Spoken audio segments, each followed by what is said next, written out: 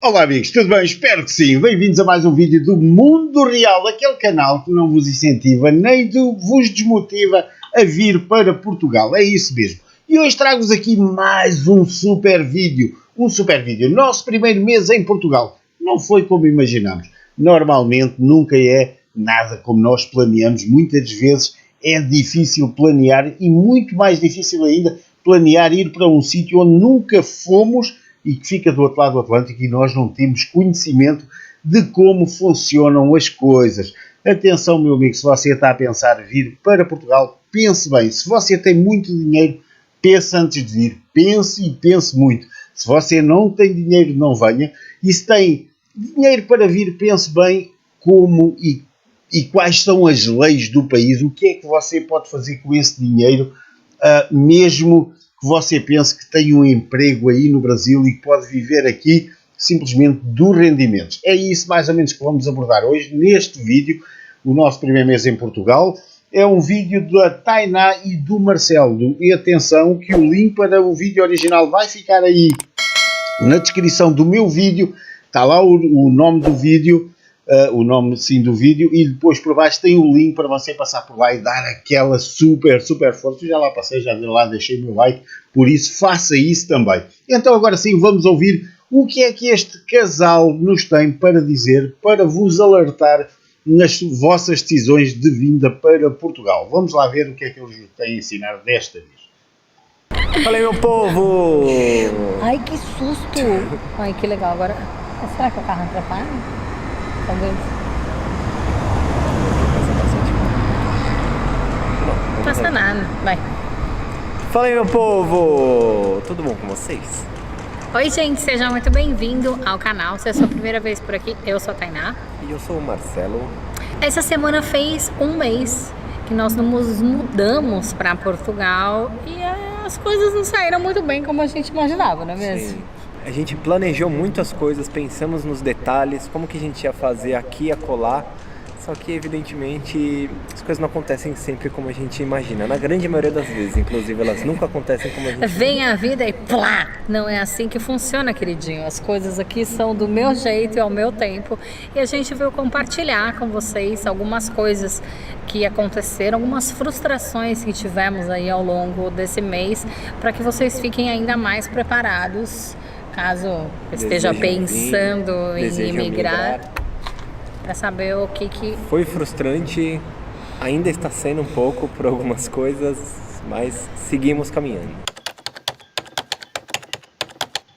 Primeira frustração. Eu consumia bastante conteúdo aqui no YouTube, via muita gente falando: ai, cheguei e tirei meu NIF em um dia, NIF em 24 horas, NIF em uma semana. O que é um NIF? O NIF é um número fiscal aqui de Portugal. Pode se comparar mais ou menos com o nosso CPF do Brasil. Então, para você existir aqui em Portugal, por assim dizer, você precisa do NIF, que é basicamente o NIF que você faz tudo. O que a gente não esperava é que tá bem complicado tirar o NIF. Aliás, tá bem complicado fazer qualquer coisa que precise de agendamento aqui em Portugal. Na real, eu acho que dependendo da situação na qual o imigrante vem, talvez não seja tão complicado tirar o NIF. Mas no nosso caso, tinha um porém, porque eu tenho a cidadania portuguesa e eu não tinha o NIF. Só que normalmente todo português, e até para os espaços e as organizações públicas daqui, português, ele tem esse registro. Então, a gente chegava nos lugares que precisava,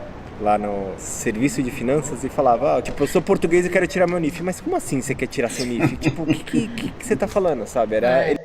Meus amigos, o NIF aqui não se tira. Quando o cidadão nasce, é-lhe atribuído o NIF. É obrigatório, quando as crianças nascem, logo terem NIF. Por isso é muito estranho alguém com 20 e muitos ou 30 anos, não sei a idade do Marcelo, que queira tirar o NIF. Ninguém tira o NIF. Eu sou português, quero tirar o NIF. Se você é português, obrigatoriamente tem que ter o NIF, senão não é português, não pode ser português. Pode ter a nacionalidade portuguesa, mas ele vai ter que fazer tudo como um imigrante, uma pessoa que venha de fora. Não tem vantagem por ser português em lhe darem o NIF assim, pé para a mão. Ele tem que percorrer vários várias etapas até conseguir o NIF. Provavelmente até mais difícil do que não tendo nacionalidade portuguesa, não sendo português. Vamos aqui continuar a ouvir aqui o testemunho. Eles não conseguiam entender que eu não tinha NIF. O que aconteceu foi o seguinte, a gente já sabia que o Marcelo precisaria tirar e eu, como ainda não tenho cidadania, ele precisaria ser o meu representante fiscal. Então a gente chegou aqui na cidade onde a gente mora, foi na Finanças e falou, quero tirar meu NIF. Aí olharam para o nosso cara e falou, não tem vaga até o ano que vem. A gente falou, cara, como assim não tem vaga até o ano que vem? Aí começamos a ficar meio preocupado, fomos numa cidade do lado que chama Torres Vedras, foi a mesma coisa, não tem vaga. E aí, na porta, tinha uma pessoa e aí a gente explicou a situação. E o Marcelo falou, cara, eu sou português, eu não tenho NIF, eu não tô conseguindo agendar para tirar meu NIF. Alguém pode me ajudar? Aí ela falou, você manda um e-mail e aí explica a sua situação, falando que você é português, que veio morar aqui, que precisa tirar o NIF, não sei o que, e ver o que acontece. Nesse meio tempo, a gente começou a ligar no serviço de finanças para fazer o agendamento do NIF e conseguimos um agendamento para 15 dias depois, não foi? Numa cidade que era assim, a 2 horas daqui de carro, e aí o Marcelo tinha mandado um e-mail lá para Torres Vedras e uma pessoa respondeu ele, perguntando se ele tinha disponibilidade e no final a gente conseguiu na mesma semana, não foi? Sim, é um serviço meio burocrático, mas quando a gente mandou o e-mail, rapidamente o cara me respondeu, falou, não, você pode vir aqui, marcou o dia e horário e aí a gente foi.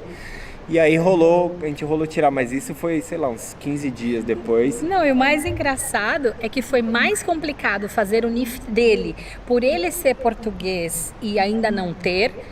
O endereço dele no cadastro estava no Brasil, aí a gente alterou a morada fiscal para cá, e aí as coisas não conversavam, a mulher que ia tirar o NIF não entendia como que ele tinha nacionalidade portuguesa e naturalidade brasileira.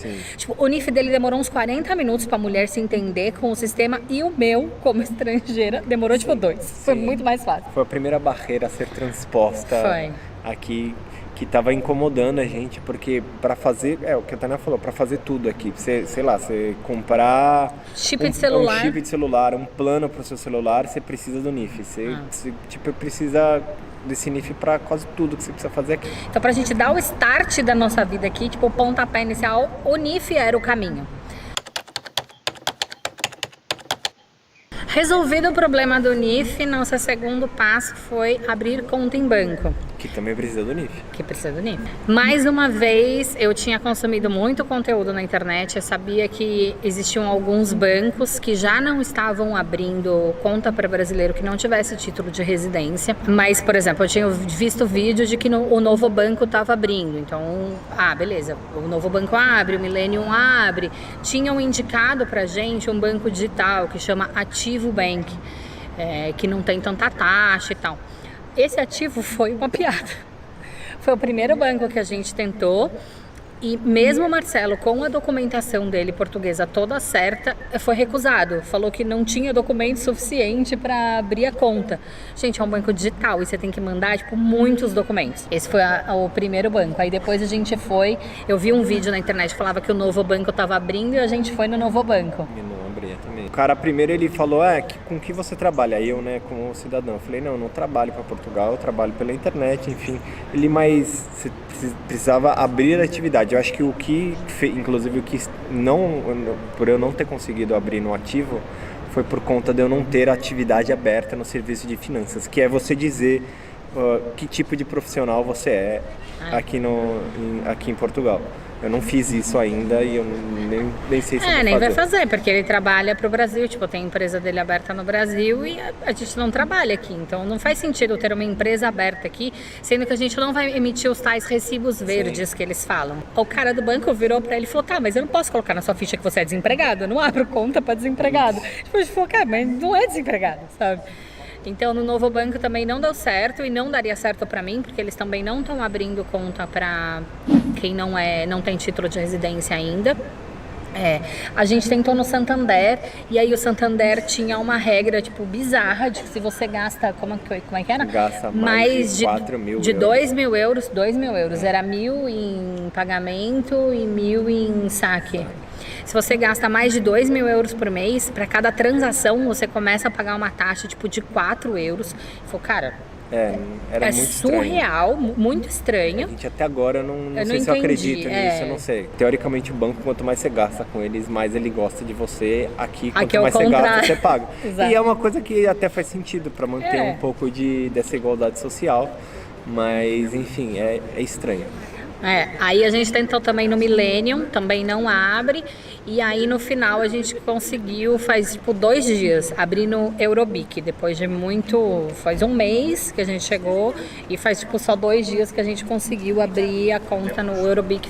Só tiveram 2 bancos que aceitaram, que era o BPI e o Eurobic. O BPI tinha taxas mais altas, então a gente optou pelo Eurobic. As pessoas foram super gentis com a gente lá. Todos os nossos documentos de empresa aberta no Brasil, meus documentos para a empresa que eu trabalho na Austrália, tipo, todos eles funcionaram, mas é só porque eu realmente acreditava que ia ser um processo mais fácil por tudo que eu tinha visto vários vídeos, assim. O gato vai subir na árvore.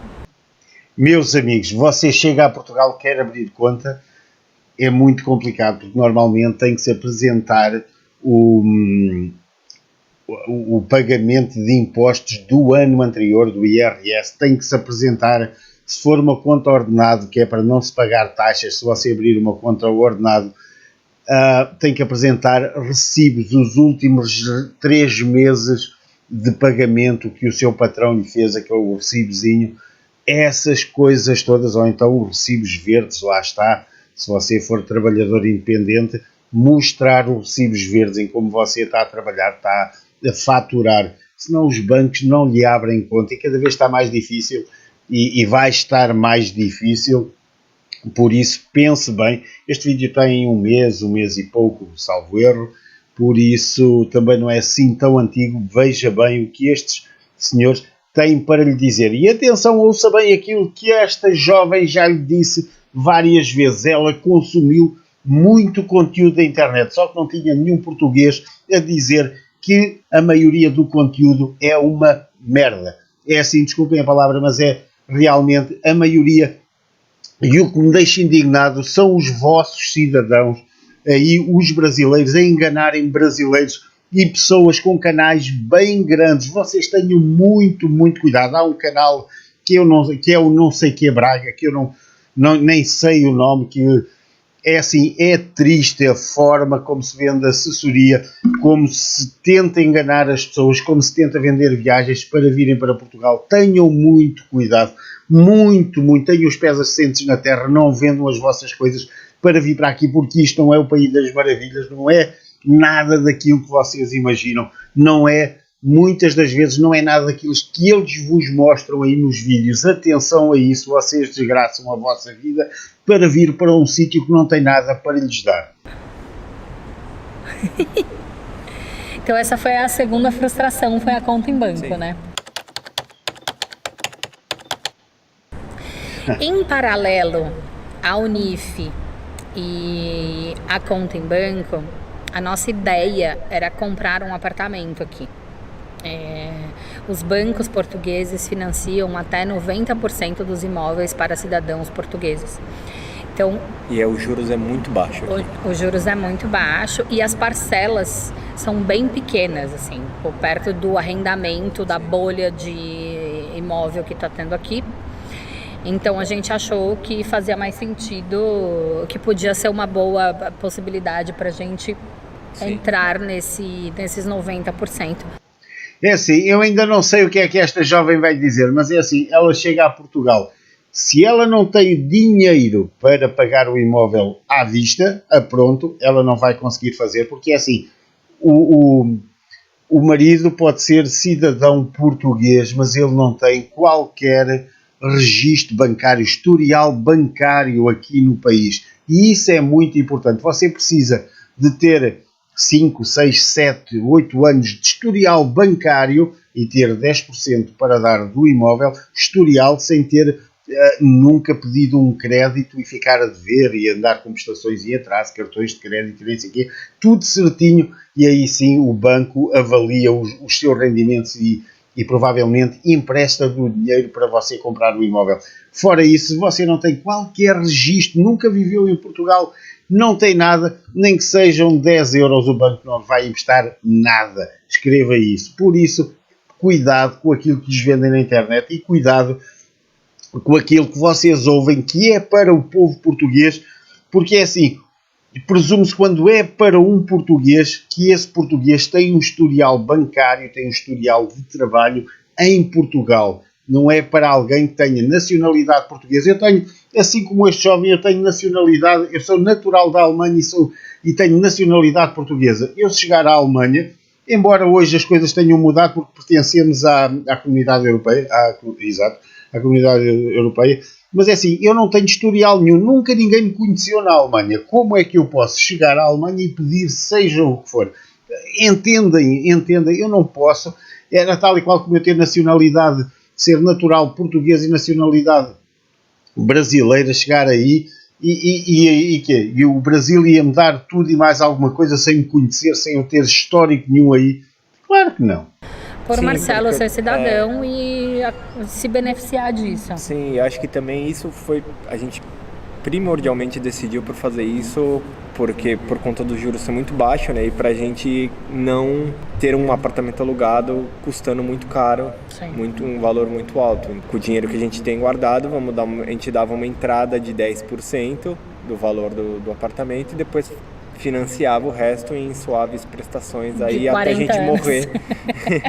Mas é uma coisa que aqui é muito bom que acontece, tipo, o lado bom, né, dessa, que não é bom, dessa especulação imobiliária, é que as pessoas compram um apartamento, financiam o apartamento a juros muito baixos e aí dá, sei lá, se amanhã a gente decide, cara, amanhã a gente quer morar no Marrocos, a gente deixa o apartamento alugando. E aí o valor do aluguel, ele consegue pagar a nossa parcela do financiamento e consegue até dar um dinheirinho pra gente. Sobrar então, um pouco. Isso era o que a gente tinha na cabeça, na verdade. Na real, a gente ia morar mesmo, não ia fazer isso. Mas era uma possibilidade para caso a gente viesse se mudar, a gente também não ser um negócio que ia dar muito problema, de vou ter que vender, que não sei o que, é o problema da parcela e tal. Não, e a parcela também, normalmente, assim, fazendo uma conta, sei lá, de padeiro aqui, tá? A gente fez simulações. Se você aluga um apartamento de 1.000 euros, a mesma parcela que você vai comprar esse apartamento, às vezes ela chega a ser, tipo, 50% do valor. Então, ao invés de você pagar 1.000, você vai pagar, tipo, 500, sabe? Por um negócio que vai ser seu. Exato. E aí depois, se você quiser alugar, você vai pagar 500 de parcela e ainda vai ter 500 de renda aí, sabe? Então a gente começou a trabalhar aí com essa possibilidade, visitamos alguns apartamentos, virtual, né? E aí tinha uma pessoa cuidando pra gente disso que eles chamam crédito habitação, que basicamente é um funcionário de uma imobiliária, que ele entra em contato com os bancos, tipo, ele faz esse intermédio, ele fala, eu tenho um cliente que tem esse perfil, o que vocês estão dispostos a oferecerem para ele? E no nosso caso, tipo, nada. Por a gente não se enquadrar no padrão normal daqui, de você ter um emprego com um contrato tudo certinho, ou você emitir os recibos verdes, sabe? Pra gente pros bancos foi muito difícil eles confiarem na nossa possibilidade de arcar com esse financiamento. Então, mesmo a gente comprovando, tipo, que a gente tinha grana para dar de entrada, que a gente tinha, tipo, tem rendimentos todos os meses suficientes, porque a gente mandou o imposto de renda do Brasil, mandou os meus olerites, né, que seria comprovativo de renda mensais, a empresa do Marcelo no Brasil e tal, tipo, a gente mandou tudo isso, e mesmo assim, a grande maioria dos bancos, tipo, nem... Tipo, não quis conversar. O único que quis conversar, que era o Novo Banco, conversando com o cara lá da financeira, do crédito, ele começou a simular, e uma coisa que a gente não tinha dado conta Tipo, tem o valor do imóvel e nesse valor do imóvel tem todo o valor de impostos e burocracias, que é o que acontece no Brasil também. É um monte de Você imposto. tem as taxas, você tem que pagar Você quando tem que, compra. e esses valores eles são Bem altos.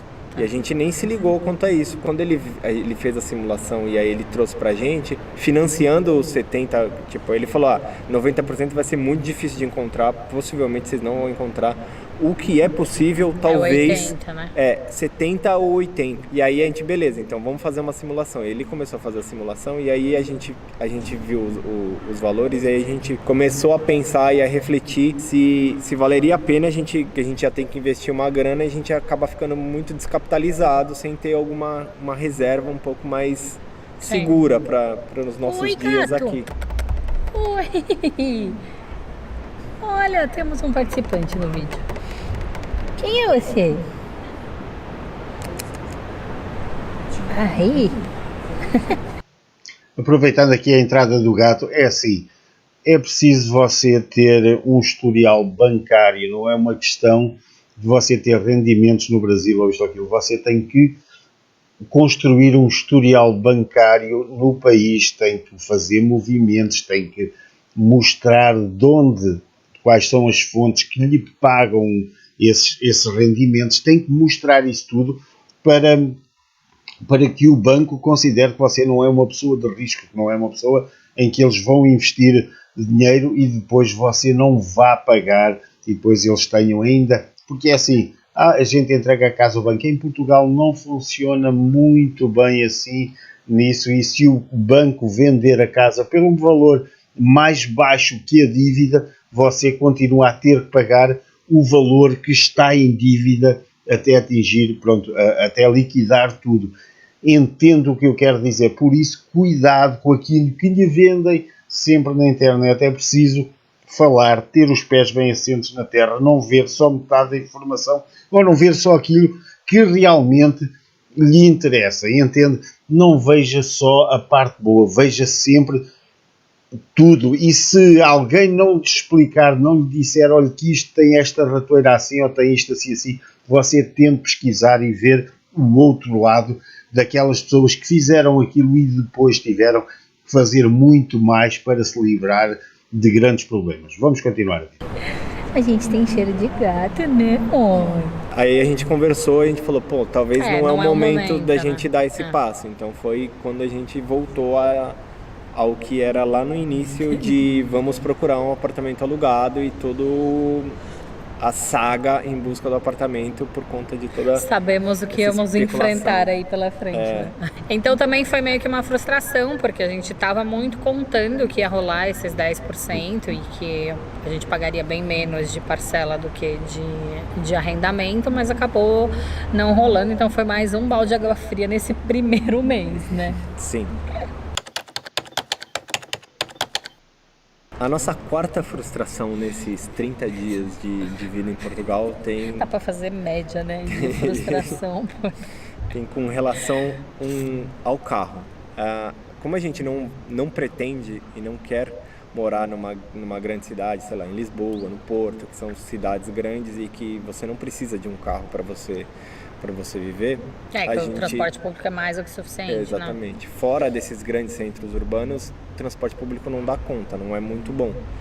E aí a gente falou, vamos precisar de um carro. E a gente soube que existem os tais de aluguéis de carro por longo período. Aqui eles alugam carros usados. Sim, por muito tempo. Você pode alugar, sei lá, por 3 anos, se você quiser, ou 1 ano e tal. E aí a gente encontrou essa possibilidade que pra gente também era boa, porque o valor da parcela do aluguel era um valor baixo.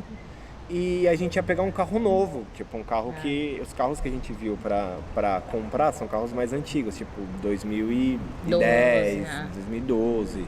E aí esses carros de aluguéis por longos períodos, eles são carros novos, 2020, 2021, 2022. E a vantagem dessa modalidade também é que tudo tá incluso. Tipo, o seguro já tá incluso. Se você furar um pneu, eles trocam. Se quebrar um vidro, tipo, tá absolutamente tudo incluso no carro, sabe? Ele é, claro, uma parcela um pouco mais cara do que se você comprar um carro, mas pensando que tem essas outras coisas inclusas, pra gente acabou que faria mais sentido, e a gente estava procurando também o aluguel de um carro por 1 ano, né? Sim, mas não rolou. Mais uma coisa que não rolou, porque para você entrar nesse rolê, precisa declarar imposto de renda aqui, precisa ter os seus recibos daqui, ou seja, trabalhar em Portugal, emitir, ou ter os recibos verdes, ou ter um contrato. Esses são os 2 primordiais que sem isso você não consegue fazer. Na realidade a gente percebeu assim, nesse mês, de que o contrato de trabalho é uma coisa que é muito valorizado aqui, assim, sabe? Mesmo que você tenha um contrato de trabalho por 1 ano, por exemplo, eles valorizam muito mais isso do que no nosso caso, que, sei lá, a gente é autônomo, sabe? Ou se você for autônomo aqui e emitir os recibos verdes. Essa coisa de você trabalhar pela internet, no meu caso, que eu trabalho para uma empresa da Austrália, eu não tenho contrato de trabalho, nada disso, eu não sou cidadã australiana nem nada. O meu é meio que um freela eterno. Falta um pouco de segurança nisso, assim, eles não se sentem muito confortáveis. O que falaram pra gente, inclusive foi o rapaz do crédito da habitação, é que é muito difícil uma pessoa ser mandada embora, né? Então, se você tem um trabalho, eles entendem aquilo realmente como uma garantia, assim, sabe?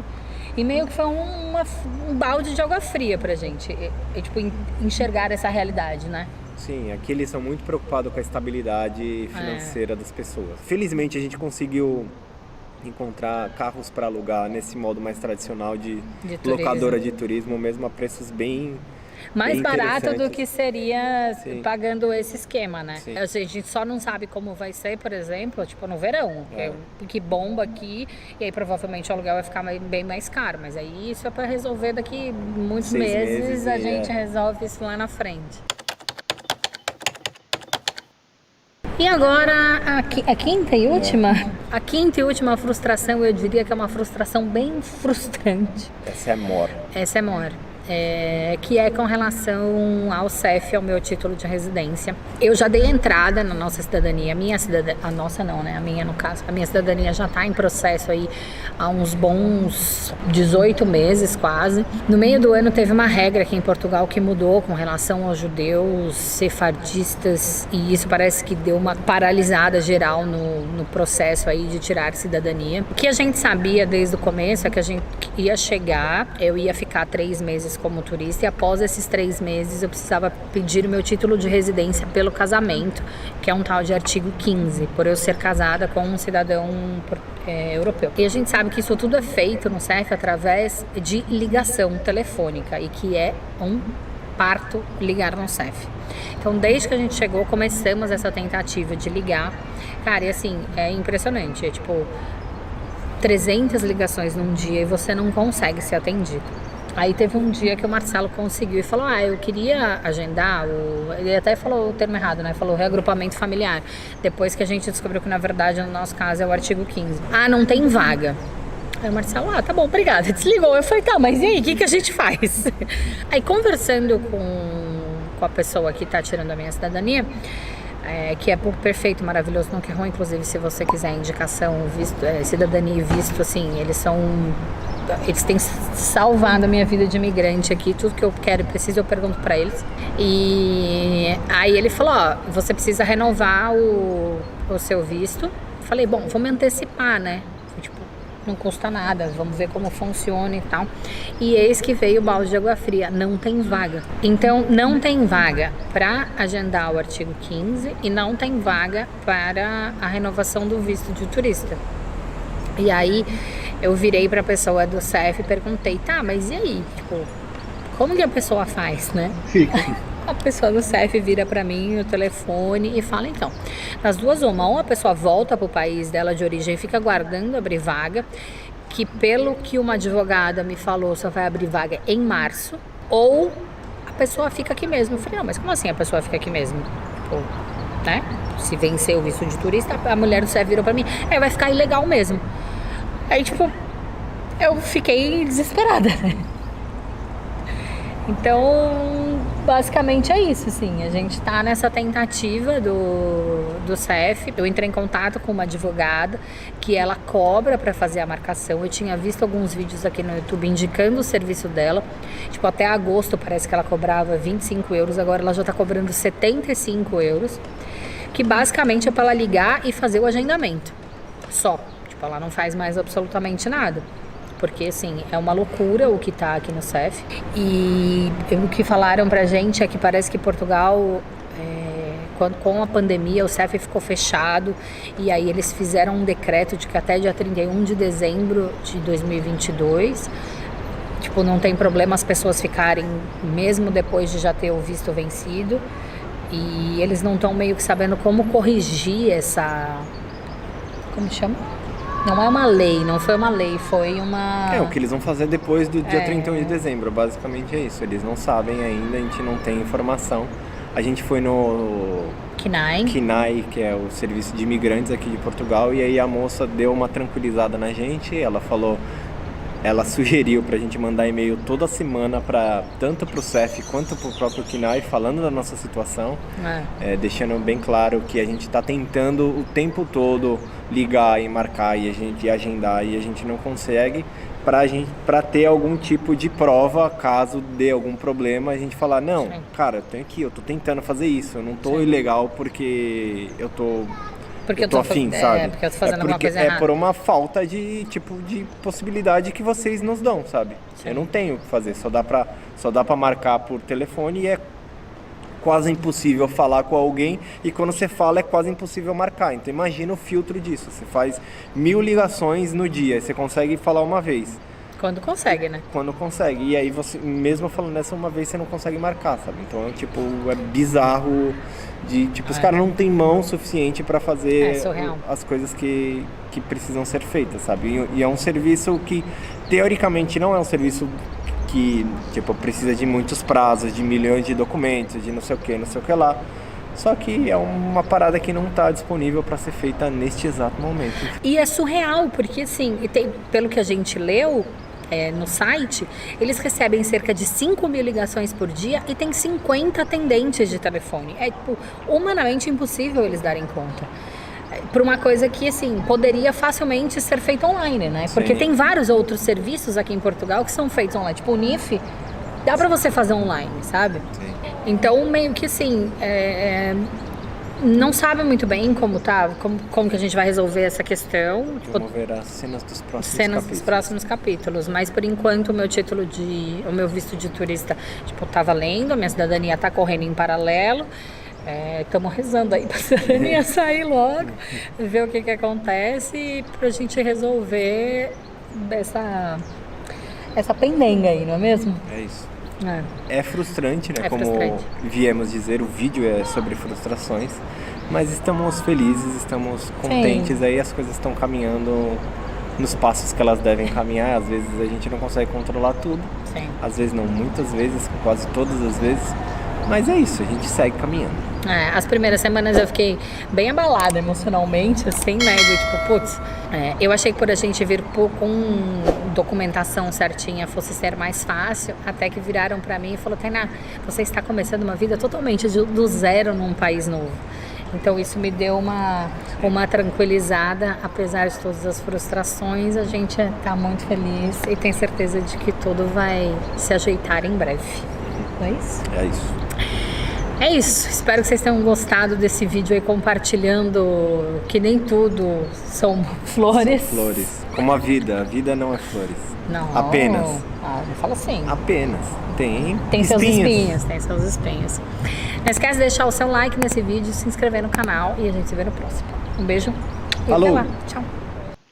E é isso, meus amigos. O vídeo vai ficando por aqui. Foi isto. Tenha muita atenção em tudo aquilo que dizem, ouça estes testemunhos até ao fim, até ao final, que é para você vir bem atento, com dinheiro, sem dinheiro, seja como for, tenha muito cuidado e os pés bem assentes na terra, porque cada vez tudo está mais difícil. Cada vez temos mais imigrantes na Europa e cada vez os países estão a fechar mais serviços e estão a restringir muito as coisas. Espero que você tenha gostado deste vídeo, espero que você deixe aí nos comentários mais sugestões para outros vídeos, para coisas que você queira saber coisas reais, porque é assim, muita gente me pede para trazer aqui coisas assim de como é que eu hei de dizer, coisas, ajudas para poderem passar aquilo, e eu não trago ajudas para ninguém, eu mostro aquilo que na realidade se passa na Europa, principalmente em Portugal. Espero que você entenda isso e até ao próximo vídeo. Adeus!